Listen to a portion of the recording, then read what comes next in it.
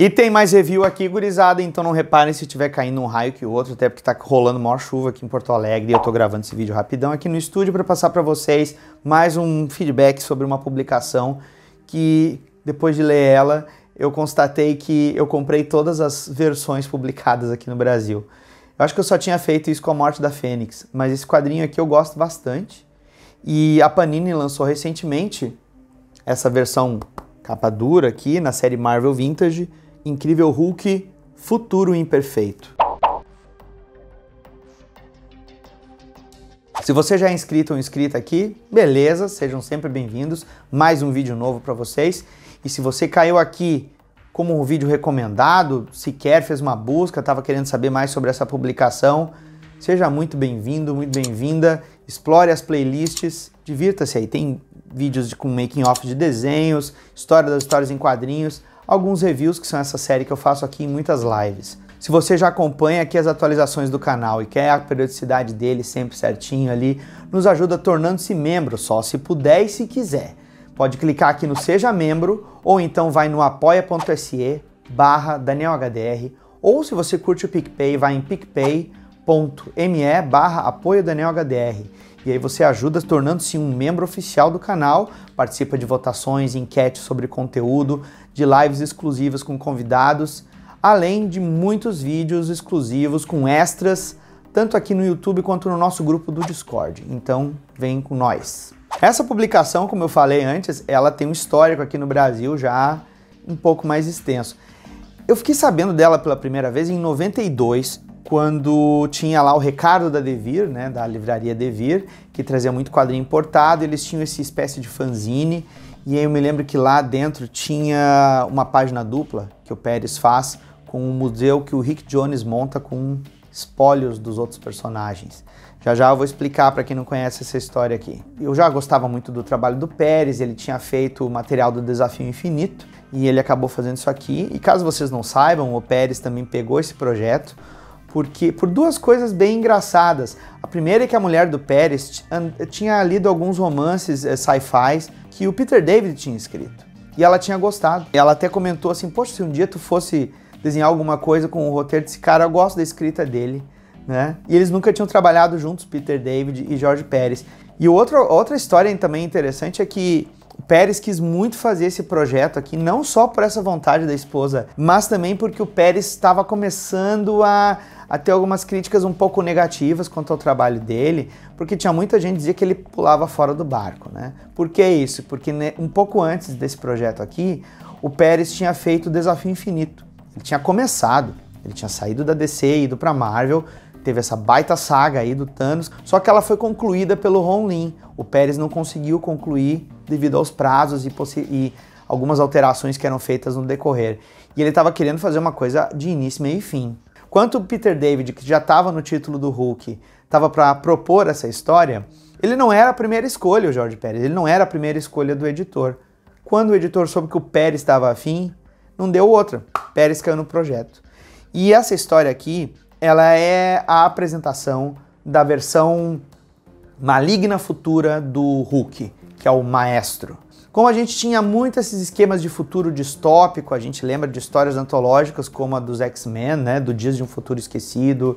Outros personagens começaram a explorar um pouco isso, e eu acho que o Peter David foi muito feliz aqui nessa escolha, porque a gente é apresentado para essa versão futura, maligna, tirana, do Hulk, que também ao mesmo tempo foi o modo como ele se tornou dentro de um mundo tão amargo e destruído por hecatombes e tudo mais. O Rick Jones, velho pra caramba, arranja um jeito, junto com a máquina de viajar no tempo do Dr. Destino. Máquina essa que aparece no quadrinho da viagem dele com o Homem de Ferro pro passado, que eu comentei, veja só você como as coisas se encaixam. Comentei naquele vídeo que eu falei sobre a origem do Duende Macabro, e eu cito esse gibi. O Rick Jones consegue pôr a mão nessa máquina, manda a neta dele pro passado.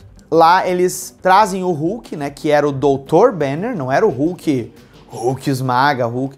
É que assim, o Peter David, numa determinada fase que ele estava escrevendo o personagem, uma fase muito boa, por sinal, ele unifica as personalidades do Hulk dentro da cabeça do Bruce Banner, que isso foi uma maneira deles explicarem diversas representações que o personagem teve ao longo de suas histórias.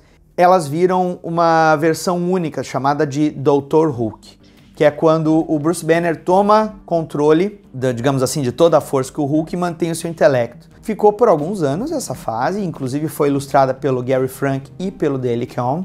Quando essa graphic novel veio acontecer, na verdade é uma minissérie, né? A gente acaba vendo como graphic novel assim.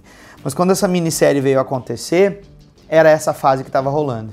Então esse Hulk que vai para o futuro encontrar a sua contraparte maligna, ela é a versão do Doutor. E isso não deve ter soado muito estranho para você, jovem mancebo aí que nunca chegou a ver algum quadrinho do Hulk mais antigo, mas viu isso nos Vingadores Ultimato, né? Então, o Hulk que tá lá, que é o Dr. Banner num corpo oversize lá, uma versão dele inteligente, vamos dizer assim, do Hulk, é uma releitura dessa fase aqui.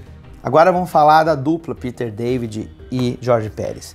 Cara, olhando isso de novo, né, agora tendo essa releitura dessa republicação, é muito legal tu ver um autor como George Pérez, assim, tinindo, cara, tinindo. E há muito tempo que ele não fazia também desenho e arte final, né? Ele, inclusive, considera que isso aqui é um dos trabalhos dele que ele mais se orgulha, porque ele pegou essa etapa de desenho e arte final também. E ele conseguiu controlar toda a arte. E fez do início ao fim com uma loucura de detalhes que é tipicamente do George Pérez, cara. Então não tem como você achar que você vai encontrar página feita a moda caralho aqui, matada e sem cuidado.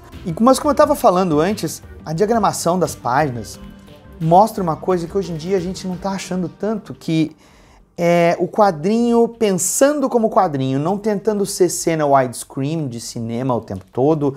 Não que isso seja ruim, isso é bem legal, mas quando tu tem uma narrativa gráfica composta nas páginas, pensando que isso aqui é um objeto que vai ser impresso, que vai ter a estrutura de cima e de baixo, cada quadro tem um poder de ilustração e que tem quadrinhos que são simples, que são só de transição, tu percebe como a leitura ela é divertida, no sentido de, obviamente, tu vê as coisas acontecendo, mas tu também ter um espetáculo à parte pelo design das páginas.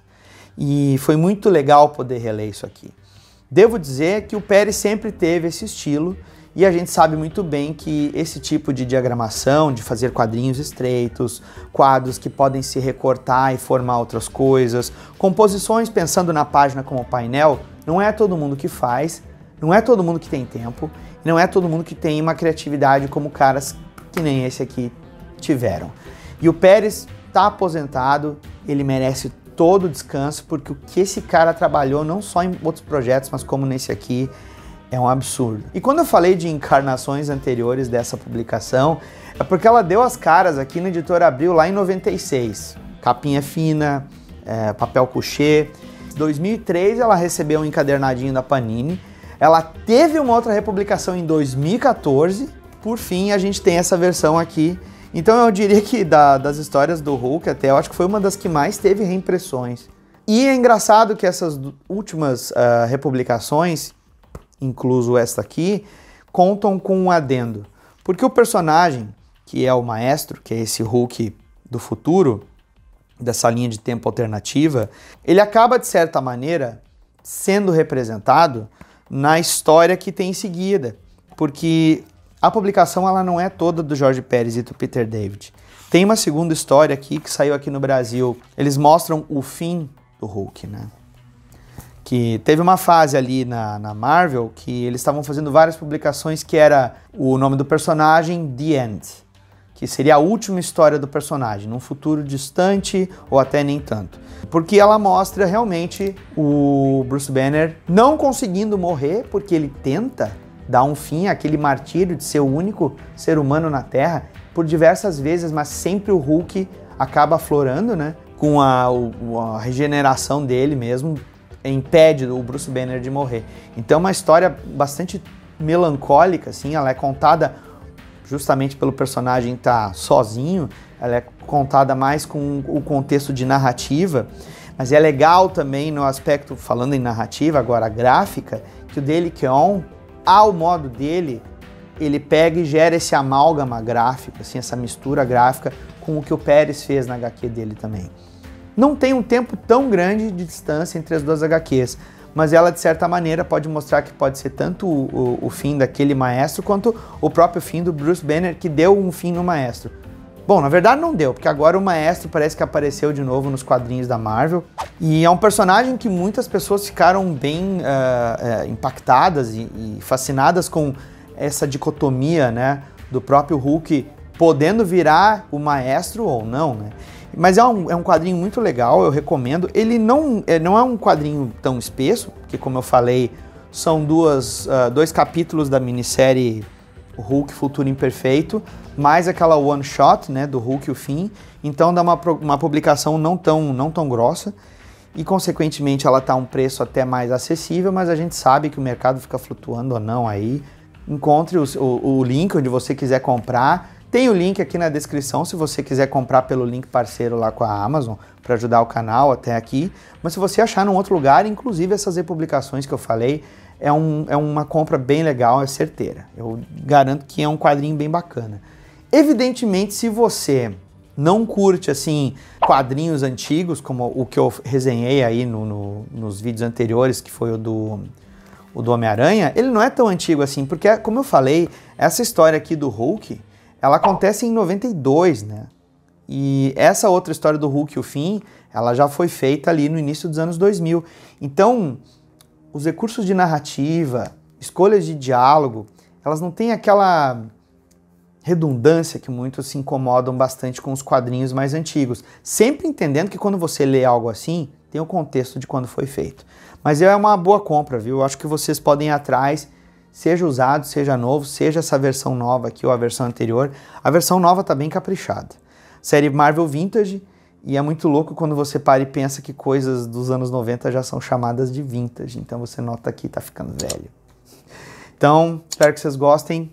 E se vocês gostaram do review, por favor, dá o seu like aí para dar uma força. Compartilha se você quiser. E a gente se vê no próximo vídeo. Até!